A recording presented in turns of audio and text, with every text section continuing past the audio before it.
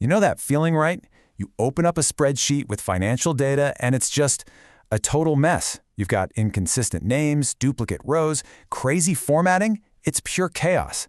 Well, today we're going to dive into the professional tool that takes all that chaos and turns it into crystal clarity. And hey, don't get me wrong. We all love a good spreadsheet for quick, one-off tasks. They're great for that. But when you're talking about serious, large-scale financial analysis, the kind that entire companies run on, the real heavy lifting happens in SQL. It's the engine humming away under the hood, making sure everything is reliable, secure, and ready to go. All right, so let's start at the beginning with a situation that pretty much every analyst out there knows way too well. We're calling it the data dilemma. This is that raw, messy, unfiltered reality of business data before any of the magic happens. Okay, take a look at this. At first glance, it seems like a simple little table, right? But the problems are just hiding in plain sight. Look at that payment method column. You've got cash with a capital C, and then cash in lowercase. And over in status, we've got paid, overdue, and partially paid. So how on earth are you supposed to calculate your total paid revenue when your categories are all over the place like this? It's just a tiny example of a huge problem. And that brings us to the million-dollar question, doesn't it? If the data you're starting with is this messy and unreliable, how can you possibly trust the reports you build from it? How can you walk up to your boss with any confidence and say, these are our most valuable clients, or here's where our biggest financial risks are? The simple answer is, you can't. You're basically building a house on a foundation of sand. And this, my friends, is where SQL comes in. Now, I want you to forget about thinking of it as some complicated coding language for a second. Instead, think of it as the system, the tool designed specifically to fix this exact problem. Its job is to create one single reliable source of truth. So here's the really crucial part to understand. SQL isn't just for pulling data. It's for defining it. It's the place where you decide once and for all what revenue actually means, or how you calculate overdue. What are the official payment types? You set those rules in stone, and then everyone in the entire organization works from the exact same playbook. No more guessing. And this slide just lays out the difference perfectly. Let's put them head to head. Your spreadsheet, it's probably going to crash with a million rows. A SQL database, it'll handle hundreds of millions without breaking a sweat. Cleaning data in a spreadsheet is a manual nightmare you have to do every single time. With SQL, you write a job that automates it and runs every single night while you sleep. And maybe most important of all, governance. SQL gives you security, user roles, audit trails, all the stuff that is absolutely non-negotiable when you're dealing with financial data. All right, so we've talked a lot about the why. Now let's get into the how. In this next part, we're going to walk through the exact process that analysts use to take that messy, chaotic data and turn it into clean, useful insights.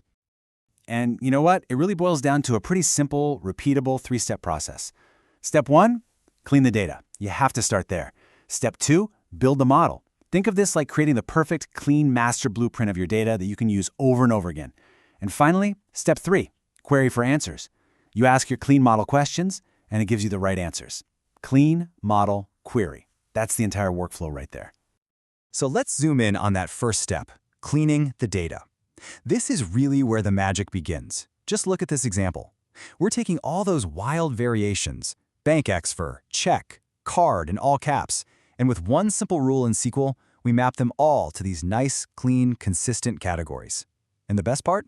You write that rule one time, and it just works. Forever. Okay. And now for the big payoff. We've done the hard work. We've gone from total chaos to a clean, governed model. Now it's time to start asking those big, important business questions and getting answers we can actually trust. Instantly. So the board comes to you and asks, hey, who are our top 10 clients by paid revenue this year? Now, in the old world, that's a week of painful VLOOKUPs and pivot table nightmares. But with our clean SQL model, it's one simple query, and bam! There's your answer. A perfectly cleaned, ranked list that shows you exactly where the money is coming from. Beautiful. Okay, what about managing risk? The credit control team wants to know which regions have the most overdue debt piling up. Again, no problem at all. A simple query on our model, and we get this crystal clear chart. We can see instantly that Wales, the Southeast, and Scotland are the areas we need to focus on right now. That is what an actionable insight looks like. So, why does any of this matter for you personally? Because look, mastering this process isn't just about learning a technical skill. It's about gaining an analytical superpower, the kind of superpower that hiring managers are absolutely desperate to find. I mean, think about it. The workflow we just walked through, it maps one-to-one with the most in-demand skills on pretty much any data analyst job description out there. Data ingestion and cleaning? Check. Data modeling? Check. Writing queries for key metrics like revenue and aging? Check. And understanding automation and governance? Double check. This isn't some abstract theory. This is the real, day-to-day work of a professional analyst. And that really brings us to the final, most important question I want to leave you with. I want you to really think about the reports that you and your company rely on right now. Are they built on shaky, temporary files that somebody has to manually edit every week? Files that could be different tomorrow? Or are they built on a permanent, automated, and governed source of truth? Because honestly, the answer to that question, well, it determines pretty much everything.